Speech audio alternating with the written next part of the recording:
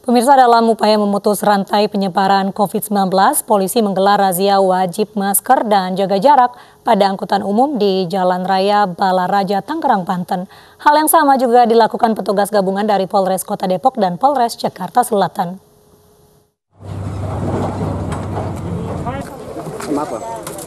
Satu persatu angkutan umum yang melintas di Jalan Raya Balaraja, Tangerang, Banten diberhentikan polisi lalu lintas yang menggelar razia masker dan jaga jarak di tengah pandemi COVID-19 Jumat siang.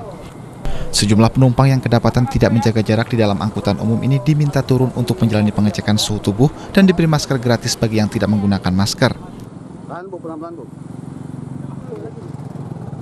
Tak hanya itu, petugas juga menandai kursi angkutan umum dengan lakban agar para penumpang menjaga jarak fisik untuk mencegah penularan COVID-19.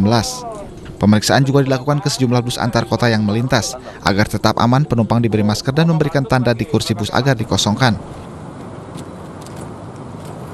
Ya, saya dengan teman-teman dari Pemda, dengan teman-teman dari Kodim, ini bersama-sama terus mohon kerjasama seluruh masyarakat. Kita adalah garda terdepan, ya. Masing-masing individu adalah garda terdepan dalam rangka pencegahan penyebaran COVID. Sementara itu, aparat gabungan Polres Kota Depok dan Polres Jakarta Selatan melakukan penjagaan di wilayah perbatasan Jakarta-Depok. Para pengendara yang tidak mengenakan masker dihentikan petugas dan diberikan imbauan. Menurut Kasat Lantas Polres Metro Depok, Kompol Sutomo, ada 4 titik wilayah perbatasan di Kota Depok yang dijaga petugas. Sedikitnya 30 petugas kepolisian disiagakan di setiap titik tersebut. Dari Tangerang, Banten dan Depok, Jawa Barat, kontributor iNews melaporkan. Razia jumlah penumpang kendaraan angkutan umum juga berlangsung di Tol Purbalenyi, Purwakarta, Jawa Barat. Tidak hanya membatasi jumlah penumpang, jarak duduk antara penumpang dan penggunaan masker juga ditekankan dalam razia tersebut.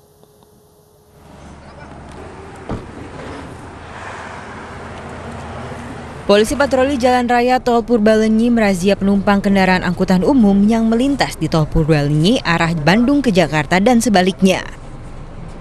Petugas memeriksa jarak tempat duduk antar penumpang. Jika ditemukan penumpang yang duduk berdekatan, maka salah satunya akan dipindahkan ke kursi lain dengan jarak minimal 2 meter. Selain itu, penumpang yang tidak menggunakan masker diberikan masker. Razia bersifat himbauan menjaga jarak di tengah wabah corona menyusul pemberlakuan PSBB di ibu kota. Pembatasan penumpang bus atau travel itu sudah ditentukan 50% dari jumlah tempat duduk yang ada. Sesuai dengan instruksi pemerintah, telah diberlakukan pembatasan sosial berskala besar. Polres Tasikmalaya Kota juga merazia warga yang tidak menggunakan masker di Taman Kota Tasikmalaya, Jawa Barat. Tidak hanya pengendara sepeda motor, pengendara mobil hingga angkutan umum juga terazia. Bahkan pejalan kaki juga dihimbau menggunakan masker. Petugas juga membagikan masker pada warga yang terkena razia masker. Sebagian warga yang dirazia mengetahui himbauan penggunaan masker tetapi tidak digunakan. Kenapa nggak pakai masker, Bu? Lupa, padahal ada di rumah, ini si ade aja yang dipakai. Oh, adenya malah pakai masker, iya. Ibunya enggak. Terus dengan diberi masker kayak gini gimana, Bu? Apa? Dengan diberi masker gratis kayak gini gimana? Senang. Terima kasih ya. Selain menyediakan ribuan masker dalam sehari untuk warga, polisi juga mengingatkan warga untuk mengurangi kegiatan di luar rumah untuk menekan penyebaran virus corona. Tim Liputan iNews melaporkan. Pemerintah Kota Kendari, Sulawesi Tenggara melarang warganya keluar rumah selama 3 hari.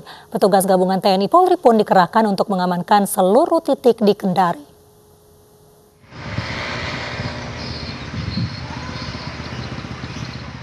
Hari ini seluruh wilayah di Kota Kendari, Sulawesi Tenggara sepi. Area pertokoan, pasar tradisional, pelabuhan, dan perkantoran ditutup. Hal ini menyusul instruksi yang dikeluarkan Wali Kota Kendari Zulkarnain Kadir agar warga beraktivitas total di dalam rumah selama 3 hari, mulai hari ini hingga Minggu 12 April mendatang. Ini seiring dengan data medis kita yang terus meningkat. Sebentar akan dijelaskan oleh beliau berapa jumlah peningkatannya, dan menurut kami ini angka yang sangat signifikan, sehingga perlu kita melakukan langkah-langkah yang lebih maksimal lagi, sehingga masyarakat lebih patuh Ya kalau kita pikir ya kalau memang dianggap itu aturan yang benar ya sudah itulah. Tapi kita lihat dulu apa tanda tanyanya kan itu kan saja. Pemerintah Kota Kendari berharap seluruh warga benar-benar mematuhi instruksi wali kota demi memutus mata rantai penyebaran virus corona. Dari Kendari, Sulawesi Tenggara, Febriono Tameng, iNews melaporkan. Pemakaman seorang perawat Rumah Sakit Karyadi Semarang, Jawa Tengah yang meninggal setelah terpapar virus corona sempat ditolak warga. Jenazah yang semula akan dimakamkan di TPU Sewakul, Ungaran Timur akhirnya dipindah ke Kota Semarang.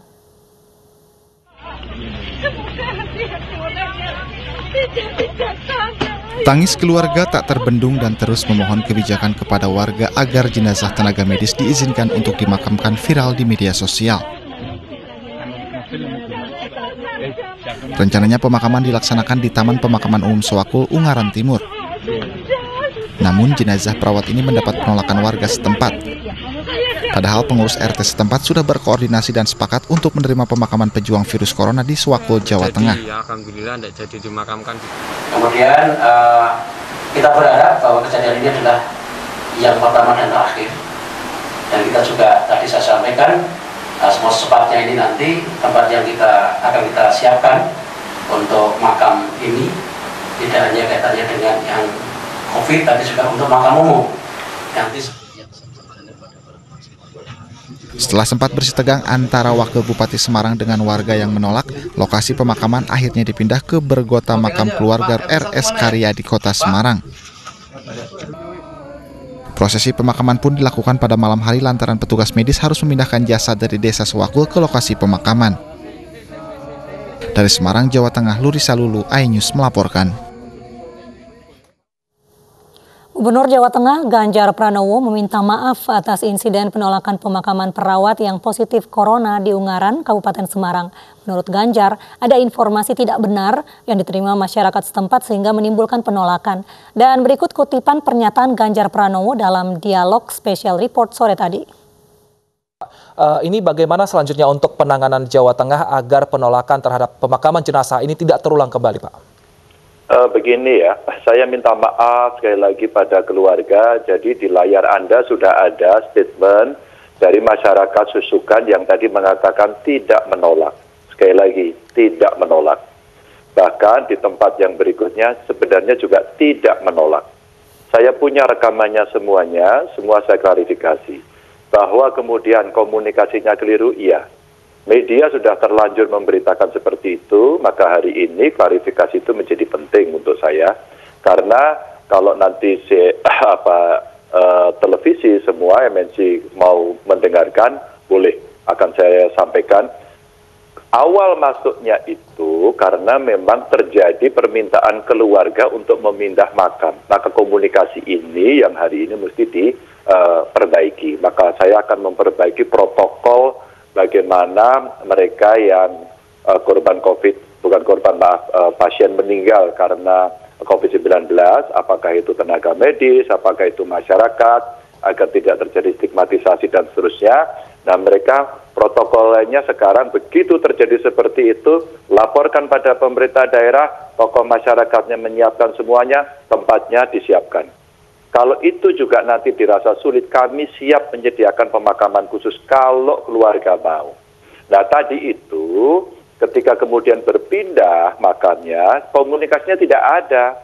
Masyarakat kaget. Nah karena kaget, terus kemudian rame-rame, lawang di sana ditolak kok di sini diterima. Nah jeda waktu, beda tempat, dan kalimat di sana saja ditolak, itu ternyata ada berita hoax. Sekali lagi, ada berita hoax yang pada saat itu berseliweran, sehingga yang terjadi adalah seolah-olah menolak. Mas, saya mempunyai rekamannya clear. Bupati saya kontak, Wakil Bupati Semarang, ya, Pak Ngesti itu nungguin di lokasi, nungguin dia di sana, ya, mencoba menjelaskan. Kepolisian sudah mengawal, ya. Karena komunikasi saja tidak clear, maka terjadi sesuatu dan beritanya menjadi seperti ini. Ya. Maka kemudian jangan khawatir, karena Pak Edi dari BPN juga komunikasi dengan saya, melakukan clearance semuanya gitu ya. Jadi insya Allah tidak semengerikan yang terjadi, Bahkan Ketua DPRD Provinsi Jawa Tengah, Pak Bambang Gribo itu sudah sowan, sudah takziah, sudah menyampaikan, bahkan menawarkan seandainya ini nanti mau dipindah kembali, mereka sudah menyiapkan semuanya. Tergantung semua pada keluarga. Saya juga sudah kontak suaminya, menyampaikan bela sungkawa, saya sampaikan apakah ada persoalan. Sampai hari ini mungkin karena beliau dalam suasana duka masih belum. Saya sebenarnya siap kok untuk membantu semuanya itu gitu ya. Jadi terima kasih MNC mewawancara ini untuk bisa melakukan clearance. Artinya masyarakat di Jawa Tengah tidak sejahat itu. Dokter sudah menjelaskan dengan baik, ahli epidemiologi, ulama Jawa Tengah fatwanya juga sudah jelas.